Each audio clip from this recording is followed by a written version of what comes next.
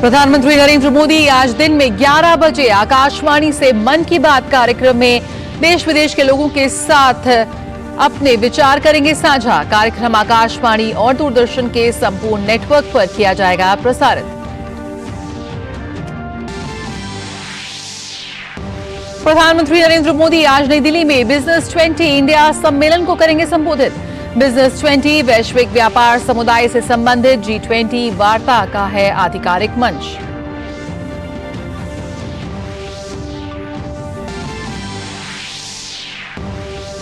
मौसम विभाग ने अगले 2 दिन में पूर्वोत्तर भारत और पश्चिम बंगाल में हिमालय के तराई वाले क्षेत्रों में भारी वर्षा की आशंका जताई। दक्षिण कोंकण और गोवा में भी आज तेज बारिश की संभावना।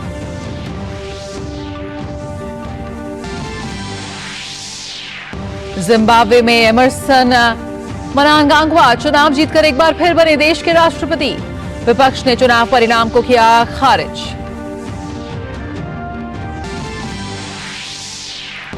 और खेल की खबरों में अंतर्राष्ट्रीय दृष्टिबाधित खेलों में भारतीय महिला दृष्टिबाधित क्रिकेट टीम ने फाइनल में ऑस्ट्रेलिया को हराकर स्वर्ण पदक जीता। प्रधानमंत्री नरेंद्र मोदी ने टीम को दी बधाई।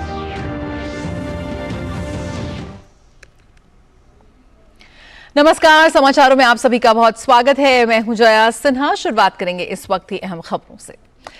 प्रधानमंत्री नरेंद्र मोदी आज दिन में 11 बजे आकाशवाणी से मन की बात कार्यक्रम में देश विदेश के लोगों से अपने विचार साझा करेंगे। कार्यक्रम आकाशवाणी और दूरदर्शन के संपूर्ण नेटवर्क पर प्रसारित किया जाएगा। आकाशवाणी की वेबसाइट और news on AIR mobile app पर भी ये उपलब्ध होगा।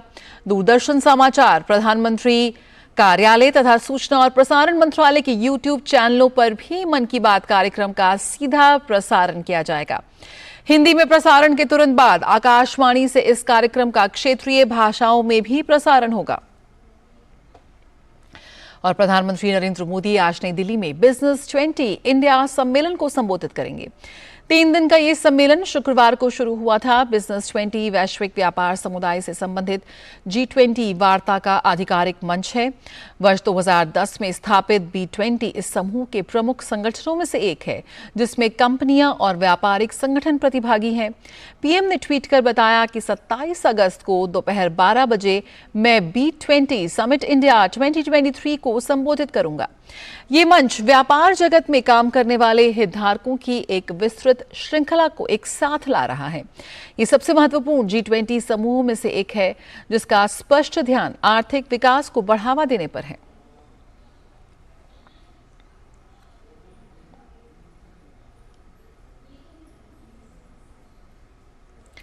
और विदेश मंत्री डॉक्टर एस जयशंकर ने बिजनेस 20 इंडिया सम्मेलन में भी शिरकत करेंगे।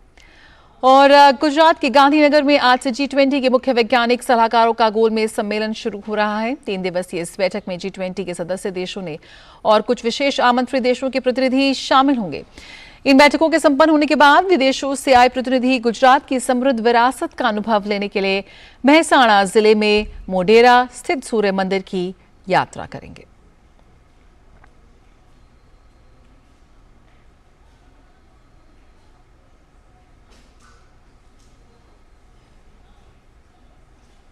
और जैसा कि हमने आपको बताया कि नई दिल्ली में चल रहे B20 शिखर सम्मेलन को आज विदेश मंत्री एस जयशंकर ने संबोधित किया। इस अवसर पर विदेश मंत्री ने कहा कि जब भारत ने पिछले दिसंबर में G20 की अध्यक्षता संभाली थी, तब हम पूरी तरह से सचेत थे कि जब हम मिलेंगे तो अधिकांश वैश्विक दक्षिण एक साथ एक मेज पर नहीं मिलेंगे।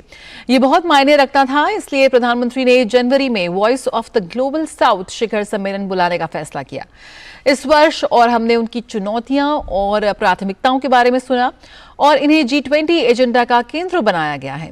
विदेश मंत्री डॉक्टर एस जयशंकर ने कहा कि G20 का मुख्य उद्देश्य आर्थिक वृद्धि और विकास को बढ़ावा देना है, और अगर ग्लोबल साउथ की महत्वपूर्ण चिंताओं को संबोधित नहीं किया गया तो ये आगे नहीं बढ़ सकता। विभिन्न कारणों से, जिनमें पैमाने, सब्सिडी, प्रौद्योगिकी, मानव संसाधन और रणनीतिक विकल्प शामिल हैं, ग्लोबल साउथ उत्पादक के बजाय उपभोक्ता बनकर रह गया है। विदेश मंत्री ने कहा कि कोविड के दौरान भारत सरकार ने 800 मिलियन लोगों को डायरेक्ट फूड सपोर्ट प्रदान किया है और इसी तरह हाउसिंग स्कीम के तहत 150 मिलियन लोगों को फायदा पहुंचाया गया है। During the COVID, and thereafter, we have provided direct food support to 800 million of our most vulnerable citizens, and financial support to 450 million. The government's housing program has benefited about 150 million of our citizens to date, and it is growing. Affordable and accessible healthcare is today within, again, the reach of millions and growing by the day. Pension schemes cover 450 million. And the basic necessities of sanitation, electricity, and water will become universal in the very near future. All of this has been made possible through the creation of a digital public infrastructure. और विदेश मंत्री doctor S Jaishankar ने अपने संबोधन में कहा कि मोदी सरकार में देश में बड़े पैमाने पर विकास कार्य किए गए हैं। It is the Modi government's commitment to enhance ease of living that can bind all these positive developments closely together. It is the working of this multiple axis in tandem that is now forging a new India. An India that creates its own 5G stack, an India which invents its COVID vaccine, or an India that lands near the South Pole of the moon. राजधानी नई दिल्ली में अगले महीने G20 शिखर सम्मेलन का आयोजन होगा और इसके लिए दिल्ली पुलिस पूरी तरह से मुस्तैद है। दिल्ली पुलिस ने आज कारकेड रिहर्सल किया। सम्मेलन में G20 के कई हेड ऑफ स्टेट के अलावा कई हस्तियां भी भारत आएंगी। इस वजह से दिल्ली पुलिस द्वारा सुरक्षा पर खास ध्यान दिया जा रहा है, जिसके चलते दिल्ली पुलिस ने आम जनता के लिए एडवाइजरी भी जारी की है। और उपराष्ट्रपति जगदीप धनखड़ आज राजस्थान का दौरा करेंगे। इस एक दिवसीय यात्रा में वे जयपुर और अपने गृह जनपद झुंझुनू जाएंगे। उपराष्ट्रपति सबसे पहले झुंझुनू जिले में लोहारगल पहुंचेंगे और वहां के प्रसिद्ध सूर्य मंदिर में पूजा अर्चना करेंगे। इसके बाद वीरानी शक्ति मंदिर में दर्शन करेंगे। इसके बाद उपराष्ट्रपति झुंझुनू के सैनिक स्कूल पहुंचेंगे, जहां वे स्कूल के शिक्षकों और विद्यार्थियों को संबोधित करेंगे।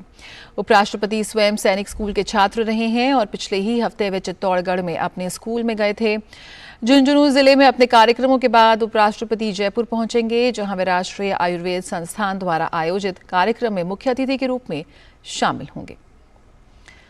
और बात करें केंद्रीय गृह मंत्री अमित शाह की, तो वो आज तेलंगाना का दौरा करेंगे। अमित शाह पहले भगवान श्री राम के दर्शन पूजन के लिए विजयवाड़ा स्थित भद्राचलम मंदिर जाएंगे। वे वहां राम मंदिर में पूजा करेंगे और फिर खम्मम पहुंचेंगे। केंद्रीय गृह मंत्री अमित शाह आज खम्मम में पार्टी द्वारा आयोजित रायथुगौसा बीजेपी भरोसा कार्यक्रम में भाग लेंगे और जनसभा को संबोधित करेंगे। अपनी यात्रा के दौरान अमित शाह आगामी चुनावों के लिए पार्टी की तैयारियों का जायजा लेने के लिए राज्य के वरिष्ठ पार्टी सदस्यों से मुलाकात करेंगे। वे पार्टी की रणनीति का भी आकलन करेंगे। चंद्रमा के साउथ पोल पर चंद्रयान 3 की सफल सॉफ्ट लैंडिंग के बाद भारतीय अंतरिक्ष अनुसंधान संगठन ने अपने अगले अंतरिक्ष मिशन पर फोकस शुरू कर दिया है। इसरो के प्रमुख एस सोमनाथ ने कहा कि आदित्य L1 उपग्रह तैयार है और श्रीहरिकोटा पहुंच चुका है। उन्होंने कहा कि इसका प्रक्षेपण सितंबर महीने के पहले सप्ताह में होने की आशा है और तय तिथि की घोषणा 2 दिन में कर दी जाएगी। और भारत और यूरोपीय संघ के बीच कल नई दिल्ली में तीसरी उच्च स्तरीय वार्ता आयोजित हुई। बैठक के दौरान वाणिज्य एवं उद्योग मंत्री पीयूष गोयल और यूरोपीय आयोग के कार्यकारी उपाध्यक्ष वाल्डिस डोम्ब्रोवस्की ने भारत और यूरोपीय संघ के बीच चल रही 3 वार्ताओं का जायजा लिया। इन वार्ताओं में भारत यूरोपीय संघ मुक्त व्यापार समझौता, एक स्टैंडअलोन निवेश संरक्षण समझौता और एक भौगोलिक संकेत समझौता शामिल है। इस दौरान दोनों नेताओं ने स्वीकार किया कि दोनों पक्षों ने इन वार्ताओं में अच्छी प्रगति की है। उन्होंने दोनों पक्षों के बाजार में पहुंच के मुद्दे पर व्यापक रूप से चर्चा की और भारत यूरोपीय संघ व्यापार और प्रौद्योगिकी परिषद के तहत अब तक हुई प्रगति की समीक्षा की। बैठक के दौरान आगामी MC13 मामलों पर भी संक्षिप्त चर्चा की गई। मदुरई रेलवे स्टेशन के पास पूनालूर मदुरई एक्सप्रेस के प्राइवेट कोच में आग लगने की घटना की जांच दक्षिणी सर्कल के रेलवे सुरक्षा आयुक्त करेंगे। दक्षिणी रेलवे के मुख्य जनसंपर्क अधिकारी बी गुगनेशन ने इस संबंध में पत्र जारी किया है। शनिवार सुबह हुए इस हादसे में 9 यात्रियों की दर्दनाक मौत हो गई थी, जबकि इस हादसे में कई यात्री घायल भी हुए। और जल शक्ति मंत्रालय ने लघु सिंचाई योजनाओं की छठी गणना की रिपोर्ट जारी की है। रिपोर्ट के अनुसार देश में 2,31,40,000 लघु सिंचाई योजनाएं हैं। इनमें से 2,19,30,000 भूजल और 12,10,000 सतही जल योजनाएं हैं। सबसे अधिक लघु सिंचाई योजना उत्तर प्रदेश में है। इसके बाद महाराष्ट्र, मध्य प्रदेश और तमिलनाडु का स्थान है। भूजल योजनाओं में महाराष्ट्र सबसे आगे है। इसके बाद कर्नाटक, तेलंगाना, उड़ीसा और झारखंड का स्थान है। पिछली जनगणना की तुलना में लघु योजनाओं में लगभग 14,20,000 की वृद्धि हुई है। और इस वर्ष खरीफ फसलों में धान और मोटे अनाजों का बुवाई क्षेत्र पिछले वर्ष की तुलना में बढ़ा है। केंद्रीय कृषि मंत्रालय के अनुसार धान का बुवाई क्षेत्र 367 लाख हेक्टेयर से बढ़कर 384 लाख हेक्टेयर से अधिक हो गया है। मोटे अनाज का बुआई क्षेत्र भी 176 लाख हेक्टेयर से बढ़कर 178 लाख हेक्टेयर से अधिक हो गया है। हालांकि दालों का बुआई क्षेत्र 128 लाख हेक्टेयर से घटकर लगभग 117 लाख हेक्टेयर हो गया है। कुल मिलाकर इस साल खरीफ फसलों की बुआई क्षेत्र में मामूली बढ़ोतरी हुई है। ये 1,049 लाख हेक्टेयर से बढ़कर 1,053 लाख से अधिक हो गया है। और मौसम विभाग ने असम और मेघालय में भारी बारिश का अनुमान जताते हुए दोनों राज्यों के लिए ऑरेंज अलर्ट जारी किया है। मौसम विभाग के अलर्ट के बाद असम और मेघालय में बाढ़ से हालात और बिगड़ने की आशंका है। असम के 3 जिलों चिरांग, धेमाजी और कोकराझार के 71 गांव अभी भी बाढ़ से जूझ रहे हैं। असम के नंगला मुरा घाट में दिसांग नदी और नेमाटी घाट में ब्रह्मपुत्र नदी खतरे के निशान से ऊपर बह रही है। बाढ़ प्रभावित लोगों की मदद के लिए धेमाजी और चिरांग में 21 राहत वितरण केंद्र खोले गए हैं। असम के काछार, करीमगंज और शिवसागर में भी बाढ़ से नुकसान की खबरें मिली हैं। वहीं बिश्वनाथ, बोंगाई गांव, चिरांग, धुबरी, कोकराझार, तिनसुकिया के कई इलाकों में बाढ़ से कटाव की सूचना है। और साल 2014 में शुरू की गई पीएम जनधन योजना के कल 9 साल पूरे हो रहे हैं। इन 9 वर्षों में 50 करोड़ लोगों को औपचारिक बैंकिंग क्षेत्र से जोड़कर इस योजना ने अपनी सार्थकता सिद्ध कर दी है। इस योजना के तमाम पहलुओं पर वित्त मंत्रालय के वित्तीय सेवा विभाग के सचिव विवेक जोशी से दूरदर्शन न्यूज ने की खास बातचीत। आज जनधन अकाउंट्स और जनधन योजना के बारे में बात करने के लिए हमारे साथ जुड़ रहे विवेक जोशी जी, जो कि सेक्रेटरी है department of financial services. Welcome to DD news sir. पहले आप ये बताइए, जो 9 साल का जर्नी है ये कैसा रहा? 9 साल की जर्नी हमारी जनधन योजना को लेके बहुत अच्छी रही और बड़े हर्ष का विषय है कि अभी हमारे 50 करोड़ से ज़्यादा अकाउंट हो गए हैं इस नवी वर्षगांठ में। जैसा आपको पता है कि 28 अगस्त 2014 को ये योजना ऑनरेबल पीएम के द्वारा लॉन्च की गई थी।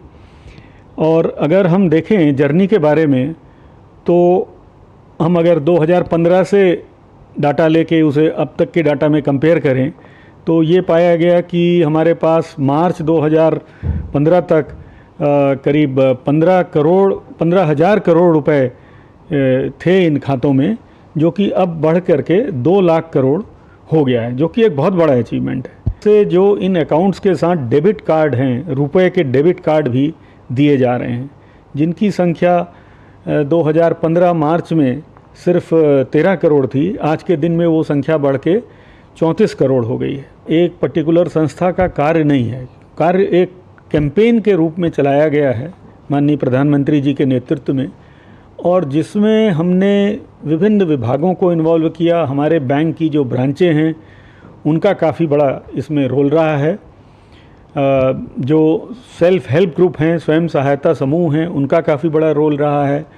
और समय समय पे जो बैंकों के द्वारा इसमें अपने लोकल लेवल पे, विलेज के लेवल पे कई कैंप्स लगाए जाते हैं, जिनमें कि सबको प्रेरित किया जाता है इस अकाउंट खुलवाने के लिए, उनका बड़ा योगदान रहा है। समय समय पे बहुत हर स्तर पे इसकी मॉनिटरिंग की जाती है। इसको और भी आगे बढ़ाने के लिए आपका और क्या प्रयास होगा? अभी हमारी एक कैंपेन जो 4 महीने की थी वो जुलाई में ही ख़त्म हुई है, जिसमें तमाम कैंप लगाए गए गांव-गांव में। अब हम फिर से इस प्रकार की एक कैंपेन चलाएंगे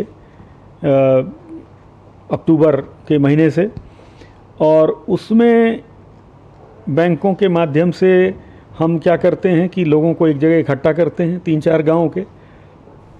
वहाँ पे सरकार के सिर्फ जन धन योजना के बारे में नहीं, इससे जो एसोसिएटेड अन्य योजनाएं हैं, जैसे प्रधानमंत्री जीवन ज्योति बीमा योजना है, प्रधानमंत्री सुरक्षा बीमा योजना है, अथवा अटल पेंशन योजना है, इसके बारे में जानकारी जो वहाँ पे लोग होते हैं उनको दी जाती है, उनको प्रेरित किया जाता है। और with camera person Kumar Dutt, मैं दिव्येंदु मंडल, डीडी न्यूज़ के लिए। धन्यवाद। और प्रधानमंत्री जनधन योजना से आम लोगों के जीवन में बहुत बदलाव आया है। महाराष्ट्र के अकोला जिले के नंदा शिंदे इस योजना को महिलाओं के सम्मान का जरिया मानती हैं। जनधन योजना का मुझे बहुत लाभ मिला है। इसमें 0 बैलेंस से खाता चालू होता है। कोरोना काल में ये योजना में 500 रुपये मिले थे और उज्ज्वला गैस भी मिला। इस योजना से बहुत लाभ हुआ और बैंक में सब लेडीज़ का सम्मान होता है। और पीएम जनधन योजना की महिला लाभार्थी भाग्यश्री ने बताया कि इससे महिलाओं को काफ़ी लाभ हुआ है। मैंने जनधन का अकाउंट ओपन किया है, उसमें हमने अकाउंट ओपन करने में 1 रुपया भी नहीं भरा है, तो उसके लिए हम लेडीज़ के लिए बहुत उपयुक्त फ़ायदा हुआ है। उसके लिए हमें सिलेंडर की सब्सिडी रहो या फिर बीमा रहो, हमें फ्री मिला है सरकार की तरफ से। तो केंद्र सरकार के लिए हमारे लेडीज़ के लिए बहुत ही अच्छा और बिना पैसे वाला अकाउंट ओपन करके दिया। और मिलेट्स को बढ़ावा देने के लिए संयुक्त राष्ट्र ने साल 2023 को अंतर्राष्ट्रीय मिलेट्स वर्ष घोषित किया। मिलेट्स यानी श्री अन्न की उपयोगिता को देखते हुए भारत सरकार ने इसे लोगों की थाली तक पहुंचाने के लिए कई प्रयास किए हैं। जन जागरण के इस प्रयास में institute of hotel management Pusa में कुकिंग विद मिलेट्स नाम से कार्यक्रम आयोजित किया गया। कार्यक्रम में मिलेट्स यानी मोटा अनाज को थाली का हिस्सा बनाने और उसकी खरीदारी पर चर्चा हुई। मिलेट्स गरीबों से लेकर आम जन और जवानों की थाली का हिस्सा बने। मिलेट्स यानी मोटा अनाज की कुकिंग कैसे हो, मोटा अनाज यानी श्री अन्न का प्रचार कैसे हो, कैसे इसे स्वादिष्ट बनाया जाए।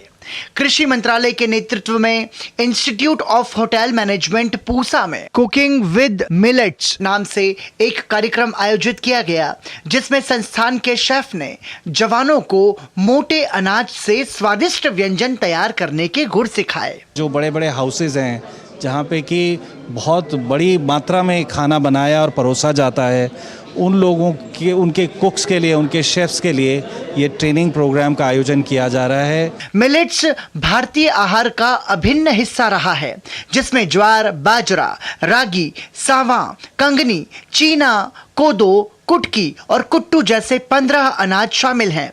इन अनाजों में फाइबर, प्रोटीन, फोलेट, आयरन और अमीनो एसिड जैसे पोषक तत्व पाए जाते हैं, जिसमें डायबिटीज और ब्लड प्रेशर जैसी कई बीमारियों को साधने की ताकत होती है। मिलेट्स खाने से आपके बहुत सारे डिजीजेस जैसे हाइपरटेंशन, डायबिटीज़, वेट लॉस सब होता है।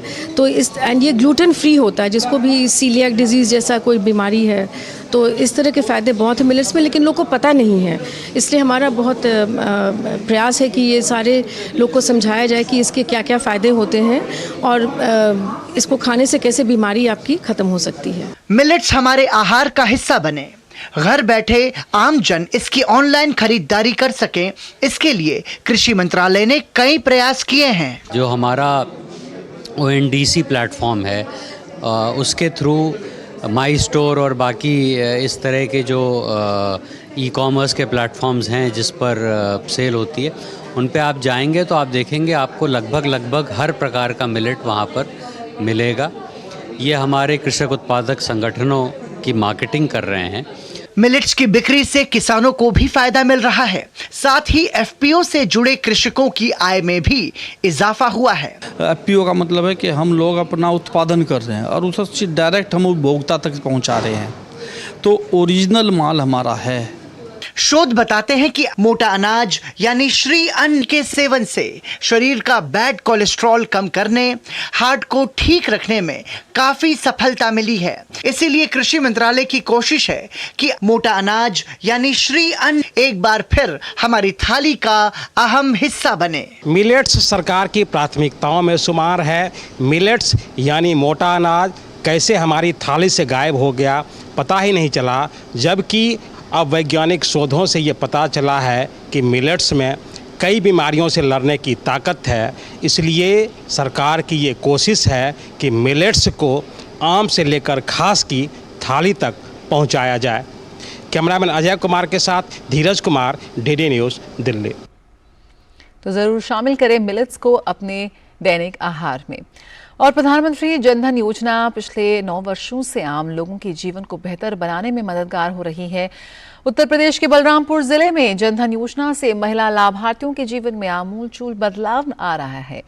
बलरामपुर की महिला लाभार्थियों का कहना है कि कोरोना काल में जनधन खाते में सरकार की ओर से भेजी गई राशि से उन्हें काफी मदद मिली। जनधन में मेरा खाता खुलवाया था, उसी में 3 चक्कर 500 रुपये आया है और उसी पैसा से मेरा काम चला है। लॉकडाउन में हम उस पैसे परेशान थे तो 500 रुपया 3 चक्कर आया, वो मोदी सरकार के पैसे से हमारा बहुत काम चला। मैं प्रधानमंत्री जी को धन्यवाद देना चाहती हूँ कि मेरा जनधन योजना के अंतर्गत खाता है जिसमें मुझे 3 किस्तों में पैसा मिला है। प्रधानमंत्री जनधन योजना में हम 0 बैलेंस खाता खुलवाए थे जिसमें हमारा 500 रुपया आया था लॉकडाउन में। जनधन योजना में हमारा खाता खुला था और कोरोना में पैसा 3 बार हमें मिला था। प्रधानमंत्री जनधन योजना में हमने अपना खाता खुलवाया था 0 बैलेंस से, जिसमें 1 भी रुपया नहीं लगा था। जब हमारे पास कोई पैसा नहीं था तो उसी पैसे से हमने अपना काम चलाया। इसके लिए हम सरकार को बहुत धन्यवाद देते हैं जिन्होंने हमारी बहुत सहायता की।